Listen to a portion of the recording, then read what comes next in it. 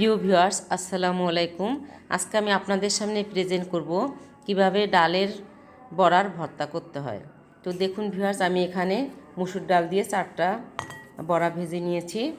আর ভর্তা করতে আমার যা যা উপকরণ লাগছে আমি আপনাদেরকে একবার দেখিয়ে দিচ্ছি।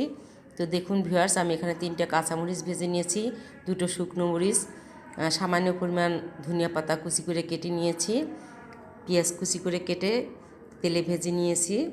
এই ভর্তাটাতে একটু পেঁয়াজটা বেশি দিতে হয়। তো দেখুন ভিউয়ার্স, আমি অনেকগুলো পেঁয়াজ নিয়েছি আর লবণটা পরিমাণ মতো নিয়েছি। আর এই ভর্তার শেষে আমি সরষের তেল মিলাবো।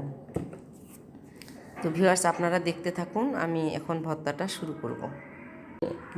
বড়াটাকে একটু হাতে ভেঙে নিচ্ছি, তাহলে শিল্পটায় আমার বাটতে কষ্টটা কম হবে।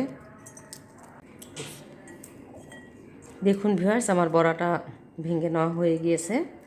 এখন আমি এটাকে শিলপাটায় বেটে ভর্তা করব।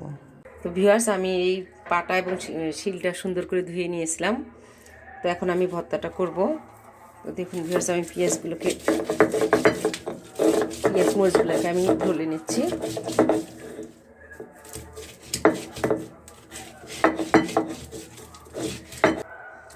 দেখুন ভিউয়ার্স, আমার ভর্তাটা হয়ে গিয়েছে, সুন্দরভাবে ভর্তাটা হয়ে গিয়েছে। এখন আমি একটু সরষের তেল দেব আর সাথে ধনিয়া পাতাটা দিয়ে নেব। ভিউয়ার্স, আমি ধনিয়া পাতা মিলাচ্ছি। ধনিয়া পাতা থাকলে আপনারা দিবেন, না থাকলেও সমস্যা নাই।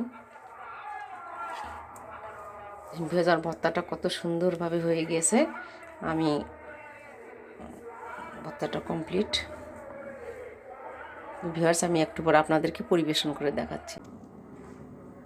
দেখুন ভিউয়ার্স, আমার ভর্তাটা কমপ্লিট হয়েছে এবং আমি আপনাদেরকে পরিবেশন করে দেখাচ্ছি। দেখুন ভিউয়ার্স, কতটা সুন্দর হয়েছে দেখতে এবং এটা খেতেও খুব টেস্টি হয়। তো চাইলে আপনারা ওইভাবে ভর্তা করে খেতে পারবেন।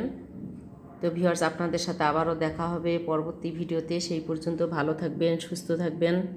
আল্লাহ হাফেজ।